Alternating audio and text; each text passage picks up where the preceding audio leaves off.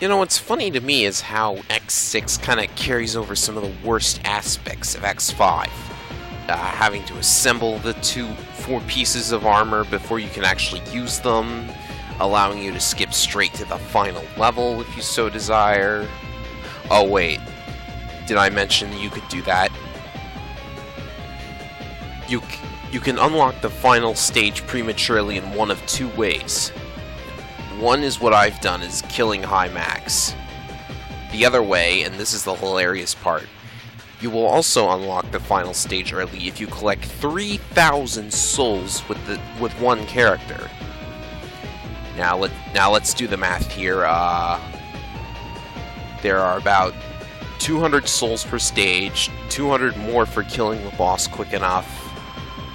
7 stages times 400 equals 2,800. 200 short of 3,000. And that's assuming you use X in every stage. X or 0.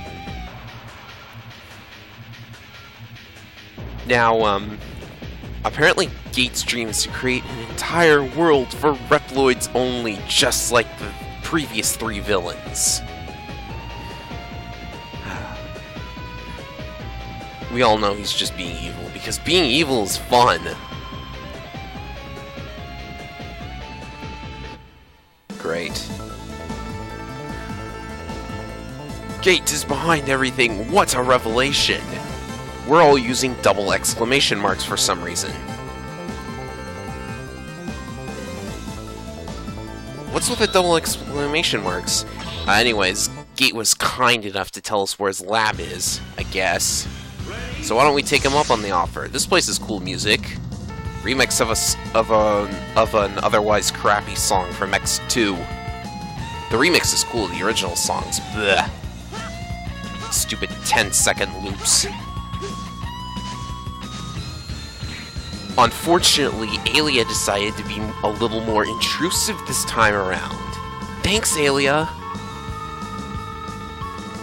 Fortunately, we're going to lose transmission with her about 10 seconds in, so these talking parts are really pointless.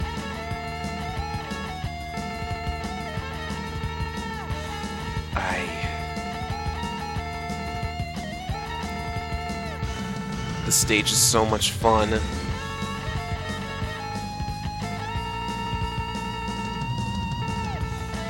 Be careful, that's the best advice you've ever given me.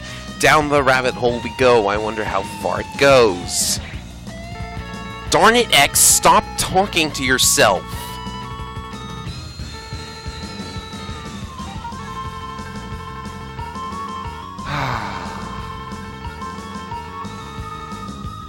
I'll go it alone from here. First obstacle on the stage. An impassable spike wall. I cannot pass this. I can't jump that high. I'm not going to be able to get through that gap. Yeah. Gate stage is impossible. Go figure.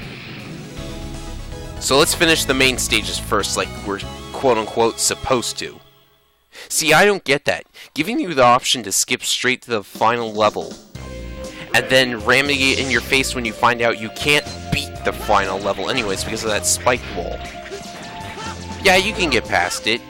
You just need to assemble the other armor that we don't have yet, and that is almost certainly going to require the blade armor anyways, so unless you'd rather take your chances with a pixel-perfect jump from 0. Your choice, sucker. Alia, stop talking! So anyways, Rainy Turtloid stage. The gimmick here is that you will run into acid rain. It slowly diminishes your health bar until you die. That little machine I walked past restores all of your life, and they're placed throughout the level, much to my confusion, because if those weren't there, I would probably die.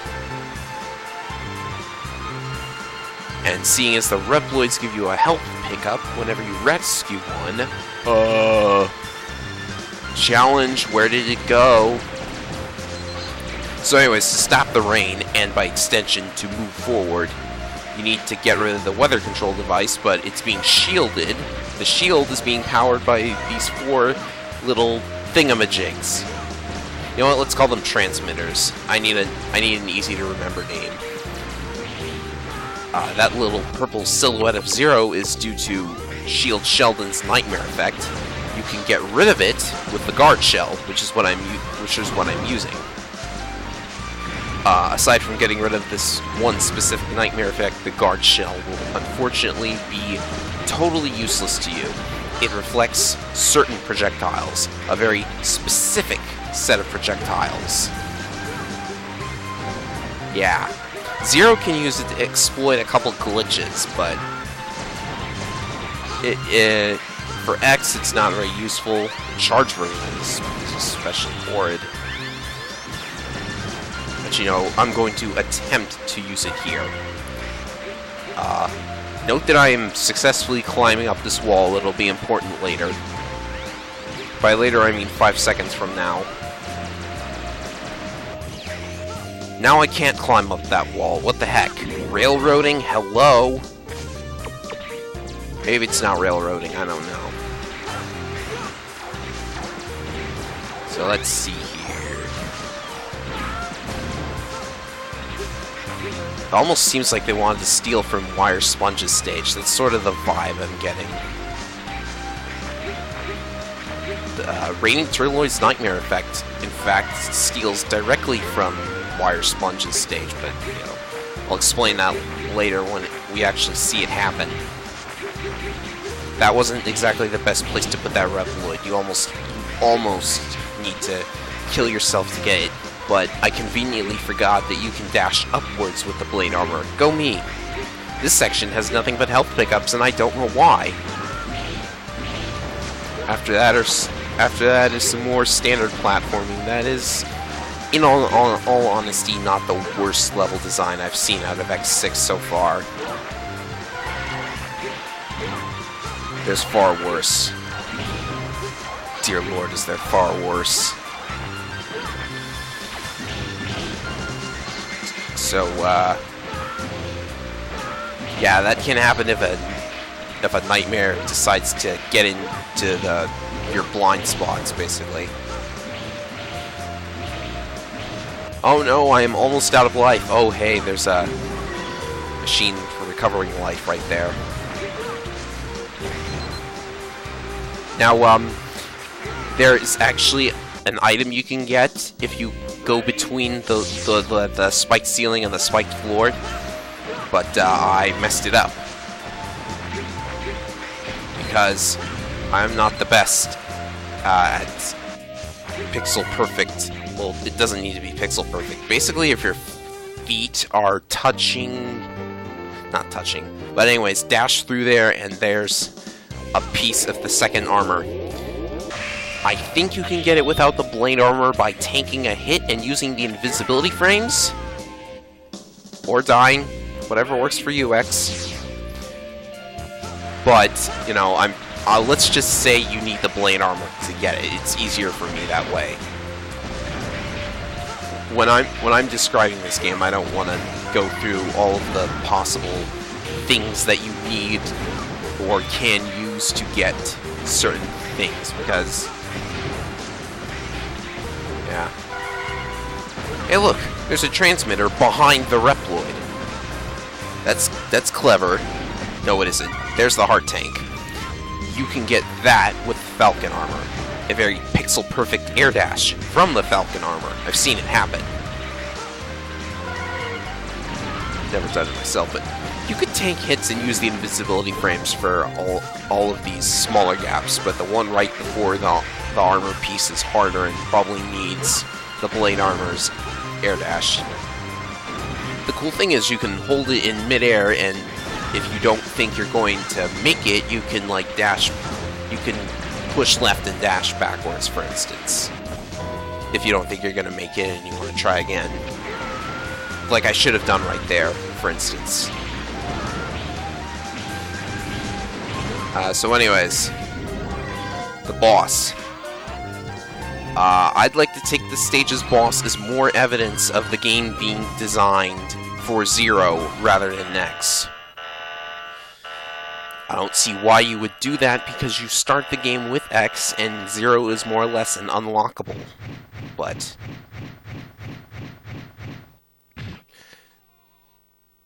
Rainy Turtloid. Obvious portmanteau of Reploid and Turtle. Tokyo called, they want their Gamera back. No, I'm kidding.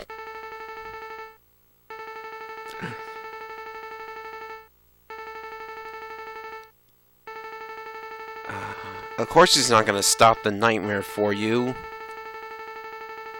I don't even think he knows what the nightmare is. Listen to this guy. Undying loyalty right here.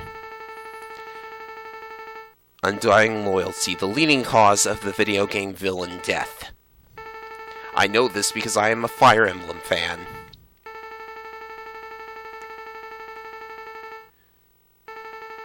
So you're gonna notice, and I'm talking about the plot. That's kind of, yeah, but X here is trying to take the pacifist route of not killing this guy.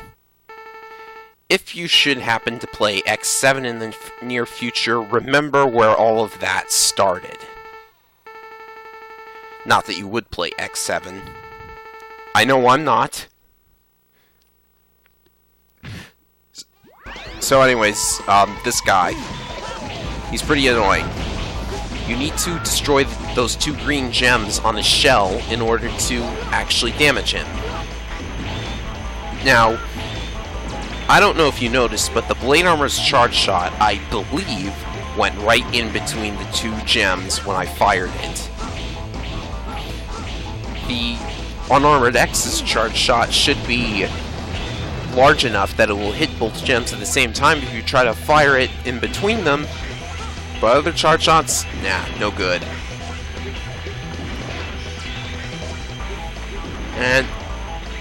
But it's a good thing we have the Saber, don't we? So we can hit them both at the same time.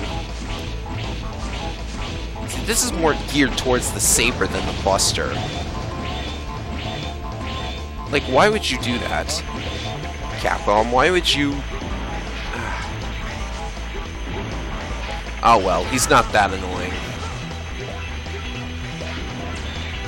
His gimmick is annoying, but, you know, beyond that, this is the Blade Armor's Giga attack. And that is that.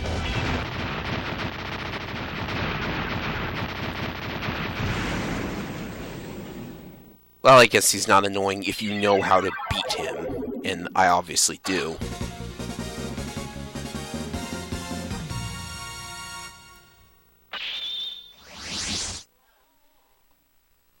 Onwards we go. I believe I am just now reaching SA rank, which means all of the bosses beyond this point are going to be... Was Rainy Turtloid level 2 back there? I wasn't paying attention. Huh. Oh well. Bosses are going to be level 2 from now on either way until we gain another rank, at which point they hit level 3. Rainy Turtloid. His weapon for X is useless. I'm not even kidding you, unless you're using it against a boss that's weak to it. It's useless. And who uses boss weaknesses in PlayStation Mega Man, huh? Oh, but his weapon for Zero is so overpowered I can't even begin to talk about it. It ruins High Max.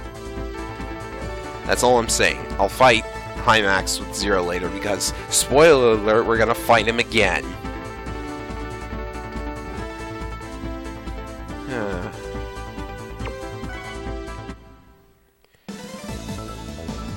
So, next stage. The Recycle Lab. Oh, this one is famous. So famous. First of all, check out the boss name. Metal Shark Player. Oh, he's a player, alright. Metal Shark Player hater. Hey, check it out. Ride Armor. The 3rd time in a row now that Ride Armor has been recycled. Wait, 2nd time. This particular Ride Armor showed up in X4 first. But the fun ends all too quickly as you can't take it past that heap of junk right there. By now you've noticed the junk compressor. Sort of a throwback to Duskman stage from Mega Man 4. which is good because Mega Man 4 is my favorite Mega Man game. Out of the classics, at least. But you've noticed right now that if you leave the ride armor there, because the ride armor cannot be crushed at all, leaving it there will make the junk compressor only go halfway down.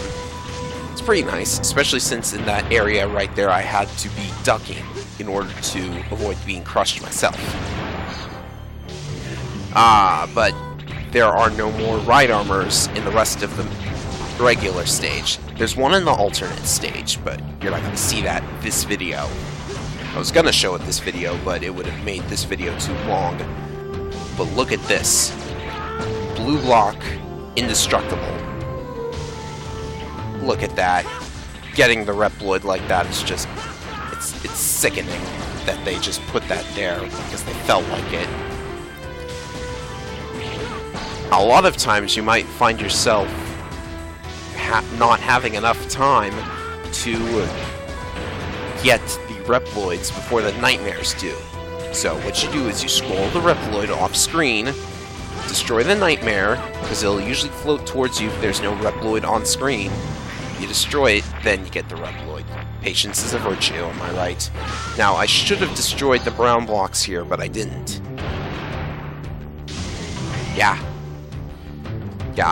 I'm gonna complain about this stage while being, like, horrible while it's under Ground Scarabage's Nightmare Effect, but sometimes I just don't think entirely.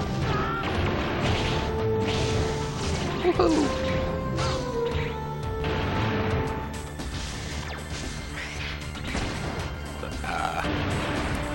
Well, at least I'm thankful there's... You know what? Something just occurred to me. I remember there being junk blocks that you had to destroy, just like Dustman stage. Where'd they all go? Huh. Oh, poor Mentor.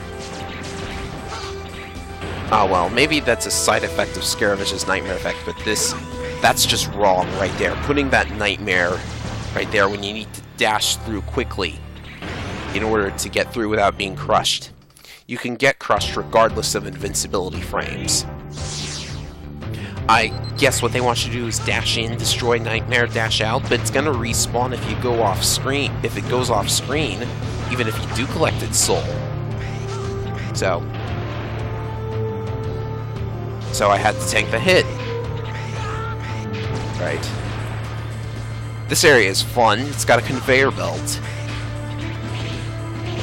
And you've also got what I like to call Super Mario Bros. Style scrolling because you can't go backwards. Maybe they did that because of the conveyor belts. I'm not sure, but we've also got spikes. Fun, huh? And you know, come to think of it, maybe it's because I've played this game more times than I should admit, but this, or maybe it's because I have the blade armor, but this stage, I think I actually kind of like it a little. I like it more than Ground Scarabage, that's for, well, all the stages in this game, in fact, except for one, which I haven't seen yet, but all of the stages really aren't that painful if you know what to do. But this, again, is coming from somebody who uses armors and power-ups, who knows where they all are, and has played the game several times, so I'd have to get someone's blind opinion to be sure. I don't know why that blue block is there. It's only there to get in your way. I don't like things that are only there to get in my way. Here we have Nightmares doing the same thing they were doing earlier, which is having enemies in a section that you need to rush through in order to avoid being crushed, but it's not as long as the other one. That was me trying to speedrun. I don't speedrun, and that is why I don't speedrun. That heart tank.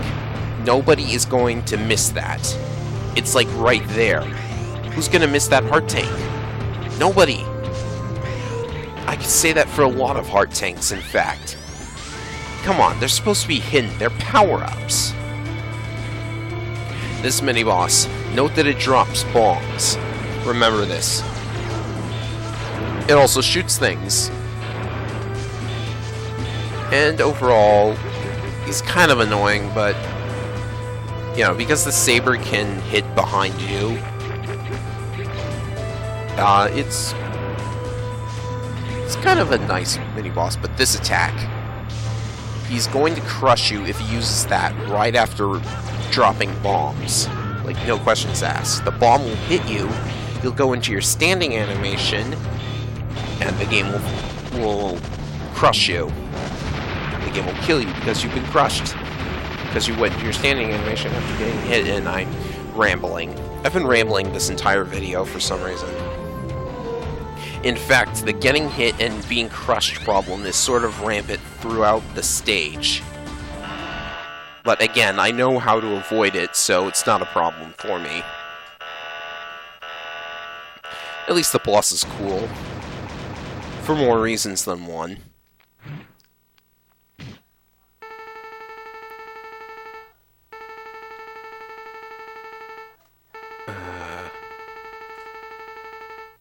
Instead of investigating the nightmare, you are manipulating it. You are just now realizing this, X.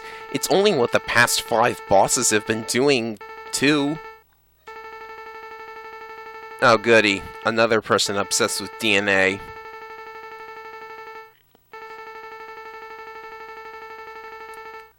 Why did they put question marks for his name until he introduces himself? Of course we know who he is. It only said so at the beginning of the stage.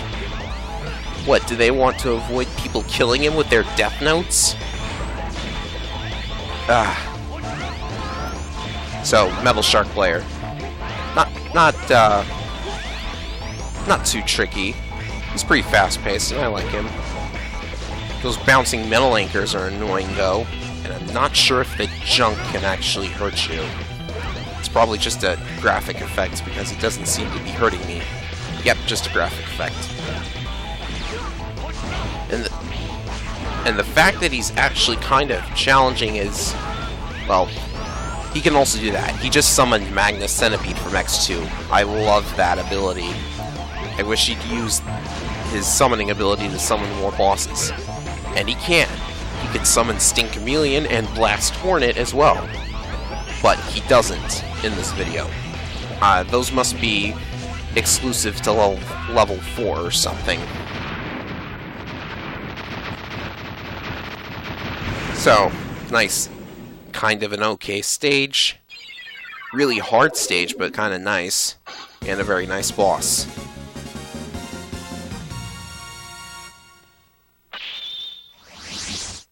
But just you wait until we show the alternate path. You're gonna just love that. Oh hey, rank GA already. That was pretty short.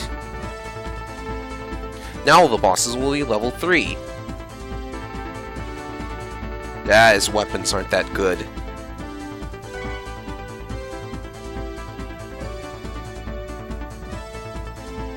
Maybe I should try and sound out these Reploid names, because can you imagine if I tried to pronounce some of them? Like Devilish? Django? Oh hey, Django. Possible Boktai reference? I'm sorry, it's pronounced Boktai. I'm terrible at pronunciation.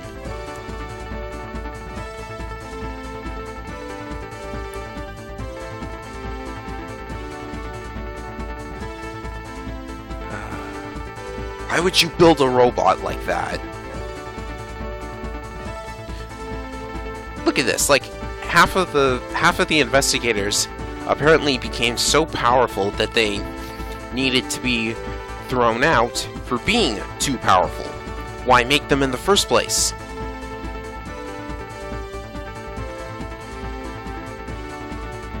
But, you know, logic in a Mega Man game. Listen to this. Metal Shark would have continued if Gate had stopped him. What in the name of God does that mean?